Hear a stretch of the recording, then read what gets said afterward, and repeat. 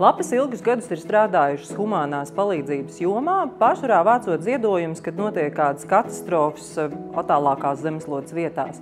Kopš Krievijas pilna mēroga iebrukuma Ukrainā, protams, mēs visi esam bijuši iesaistīti humānajā palīdzībā un arvien labāk saprotam, ko tas nozīmē. Lapas palīdz organizācijām kļūt efektīvākām, piesaistīt brīvprātīgos un arī certificēties Eiropas projektiem, lai varētu ieviest specifiskus humānās palīdzības projektus citos kontinentos, kā arī kļūt par organizācijām, kuras var nosūtīt brīvprātīgos, lai palīdzētu šādās krīzes situācijās.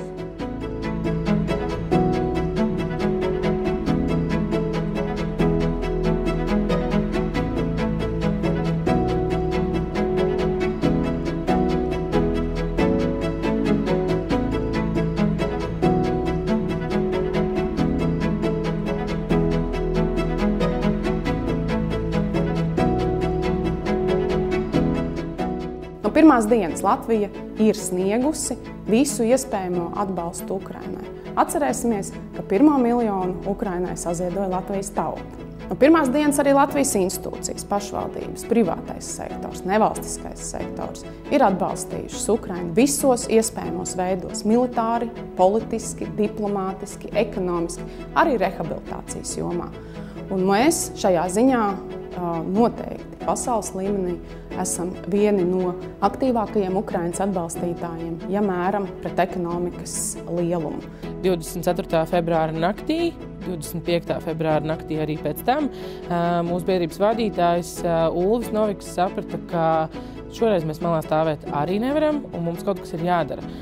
Tika ievietota ziņa sociālajos tīklos, kur atsaucās gan tie cilvēki, kas ir iepriekš darbojušies biedrībā, gan arī pavisam jauni, sveši, nepazīti, iepriekš nekad nesatikti cilvēki, atsaucās viņa aicinājumam un tika nogādātas pirmās palīdzības kravas šeit uz Ventspils ielu. Gan ne šeit uz šo konkrēto noliktavu, bet tepat mums blakus kaimiņos. Uz tādu mazu mazītiņu garāžiņu, kur cilvēki vienas dienas laikā bija savaduši pilnu garāžu tā, ka mēs vairs nevarējām durvis aiztaisīt. Nākamajā dienā tika pieņemts lēmums aprunāties ar visas šīs teritorijas īpašniekiem un varbūt mēģināt mums dabūt mazliet lielāku telpu. Un jau dienu vēlāk mēs nokļuvām šeit, mūsu mājās Ventspils ielā 50, korpus 3, kur turpmāko gadu un joprojām mēs ļoti aktīvi darbojamies. Tad šī gada laikā mēs esam izauguši par tādu stabili, ar abām kājām uz zemes stāvošu organizāciju, ar 16 komandas koordinatoriem un vairāk kā 5000 brīvprātīgo, kas šobrīd darbojās